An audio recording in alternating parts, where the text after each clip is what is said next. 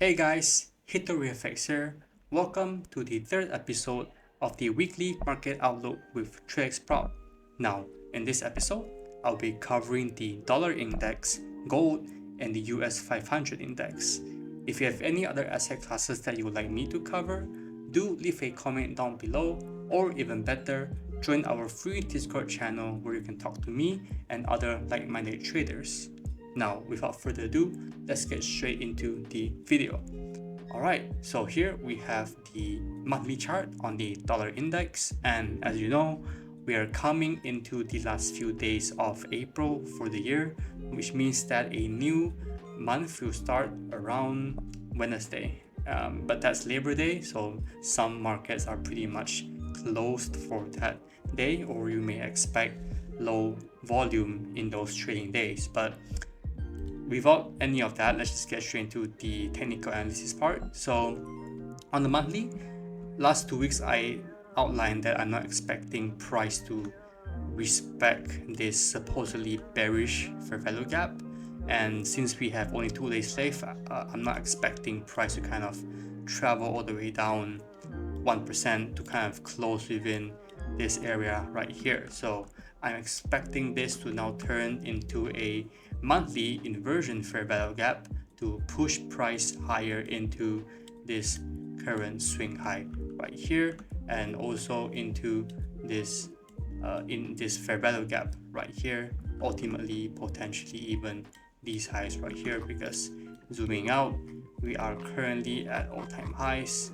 if we come up into these levels right here. But as of now, I'm still bullish on the dollar index. I'm not expecting to see bearish momentum come in unless we trade with displacement below some of these lows on the monthly time frame, right? So as of now, just expecting price to close above this level right here, but next month we could see a move lower into discounted pricing before a move higher, if that is what the monthly wants to do, right? Because as of now, we do have this imbalance right here, right? So we could come down, close off some of that before continuing higher, right? But that's just a longer term view on the markets. Let's drop down into the weekly and see what we have in store for us, right? So more information now on the weekly, right? I'm expecting higher prices on the monthly, and on the weekly we do have that same time frame alignment, right? Previously I outlined that we could find resistance around this order block right here, which is at the extreme ends of the weekly range. So we did see that in this candlestick, and then the next one continued lower into this weekly fair value gap right here. And if you zoom in, you can actually see that last week's candle traded really close, even on the dot, to the midpoint of this weekly fair value gap, and then we immediately saw a rejection higher, which is also what is telling me that, hey, you know, we might see a bullish week for the next week. So assuming we have a bullish bias on the weekly, what that means is that we might see an open low high close week into this buy side liquidity, or even into my near term final targets of these equal highs right here, right? So it depends on where we trade, or like when we trade into these levels right here, because if we trade into it, we could see some retracement if we trade into them early in the week. But if we start to consolidate, then I'm expecting price to reach up into this maybe around Wednesday or Thursday, you know, coming into the week, right? But as of now, the overall bias is to the upside until some of my longer term targets are met, right? So going down onto the daily time frame, we have more things to play with, right? So weekly and monthly are both heading to the upside. What about the daily? Are we supporting that with time frame alignment? Well, coming down for the past 2 weeks, honestly, the DXY has been pretty protracted downwards right here, right? And last Friday we saw a big momentum candle pushing up from this daily fair value gap, sweeping out Thursday's low, and then pushing higher right here. This is what is edging me towards the fact that we could now start to see price reach up higher for these buy side targets, right? Now remember, my targets on like the final aspect type thing is this area right here, right? This LR. So meaning expecting a bullish week depending where we trade into these levels and how we trade in the early parts of the week. But let's pull up the economic calendar real quick. I realized I haven't really gone through this in my previous commentaries because I felt like they weren't really needed because I do them on my own time, but I realized adding this could provide some clarity to most of you. But here we can see that for next week, for the week of April the 29th to Friday the 3rd, May the 3rd, sorry, we have a news-packed week, right? We have news that's high impact almost every single day. So it is also NFP week. So you may want to kind of manage your risk or manage your expectations coming into such a highly volatile week. We have the federal funds rate on Wednesday.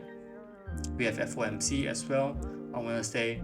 Thursday we have unemployment claims, and Friday we have the infamous NFP, right? So we can now expect that next week is going to be a very, very, very action-packed, volatile, voluminous week. So with that in mind, you want to plan out your trading week. So move higher, we could see a traditional open low high close candle, or we could also see the market push higher first, and then we could see a retracement into maybe a doji candle or even a bearish candle, right? Because I'm telling you where price is likely to reach for, but I'm not telling you that I'm expecting a bullish close or bearish close week, right? Normally without all of these news drivers, we should see something like this play out, but because it's such a heavy news week, it wouldn't be weird for us to see open, high, low, and close week, right? So still expecting this to be reached, but once we reach these targets, right, this previous week's high, this swing high right here, and this final rejection block on the daily right here, let me just delete that, this large rejection block right here, I'm expecting some form of retracement lower. So for next week, I am bullish until these are reached right here, and I'm personally not expecting the market to retrace lower into discounted pricing before heading upwards, but we don't know if price would do that or not. Personally, from experience, I'm not expecting us to breach previous week's low to go lower into here before coming higher. I want a fast take of these buy side targets up top, right? So that is my bias for the DXY. Let's look at gold. All right, let's go on the monthly first. So here on the monthly, same thing. I outlined 2 weeks back that I'm not expecting a closure beneath anywhere within this monthly fair value gap, and it seems like that is what we are going to get, right? We retraced a bit on the weekly and daily, but apart from that, it isn't a large retracement right here. Overall, still bullish on this time frame. Let me check. Yeah, still bullisher. I'm not expecting to see any bearishness on the monthly until we take out this monthly swing low right here. This is a swing low, but it's not really prevalent because it's just like one candlestick and then we see it move higher. This one is more of a pronounced pullback. So quite frankly, this is a bug, I think, but yeah, sorry. So this is a money low, yes, but until we take out this low on the monthly with displacement based on this high right here, I'm still bullish on gold for now, right? So Moving on the weekly, all-time highs. They are still my buy side targets for now. And looking at how we closed last week, we really rejected off this weekly fair value gap to go higher. And if you remember, for the past 2 weeks, I've been outlining that we are going to reach into here to find support to go higher. And that's what we did see last week. We opened, came all the way down here, and then rejected off and closed somewhere here, right? So based on this closure, I am personally not expecting the market to continue lower for next week, and instead I'm looking for it to go higher into current all-time highs from here on out, because gold is, as you can see, something that likes to trend very, very much in one direction for a long period of time. So based on this personality, you'd say, of gold, I'm expecting a tap of this, and we see this large rejection wick. So we are likely going to start heading higher into the current all-time highs to make a new all-time high. As of now, this is our range on a weekly. There's not really much lows that's pronounced right here for me to draw a range from, other than this low right here. So this is my current range. If we do come down lower, I want to see this reaction right here, how we react at the previous week's low, the midpoint, and also the closing of that weekly fair value gap. Zooming in here, we have a few levels nearby the discounted pricing. We have this fair value gap, and we have this weekly order block to kind of decide what to do with them once price reaches them. But right now, bias is to the upside. Dropping down onto the daily, let me move this, right? So moving down to the daily, now we have some more information. We have this daily order block that I outlined in the previous outlooks, and you see how price kind of came all the way down, almost touched it to the T before retracing higher right here. So for next week, we are currently within this daily fair value gap. Let me draw the midpoint right here. So I want to see how price kind of trades within this daily fair value gap. Oh, sorry. Yes, you could see a retracement lower, but I'm expecting an up week. So unless we break previous week's low with displacement, I am still expecting the market to continue higher, and that any move lower from here is going to just be a short-term retracement to go higher, right? Current targets are current all-time highs, but you may also target the previous week's high, or maybe even this swing high right here, but they are relatively close to one another. So yeah, looks like it's around, yeah, pretty close to each other. So you could just have some targets around this current all-time high here. Same range as the weekly and the monthly. Not much has changed because of this big impulse higher. There really isn't any levels I can draw that is kind of like a really pronounced range like this one. But yeah, for next week, still expecting a move to go higher from here, right? Once we take out these lows right here, then I'll start looking for any of the other levels down around here, right? Remember, next week, very, very, very volatile week. So do keep that in mind before entering any unnecessary trades, okay? It may be best for you to wait how Monday plays out, because with such a high impact week right here, Monday we had no news, so Monday could see a consolidation with most pairs cross to the US dollar. So I'd say the best bet is to wait until Tuesday to see, if you can even consider trading Tuesday or not. Wednesday should give you a clear idea, even though we have so much news, but it is Labor Day, so so some markets are not open, so keep that in mind. So yeah, you want to kind of stay away from Monday as of now, from what I see at least. It may be safest to do that. All right, so moving on from that, we have the US500.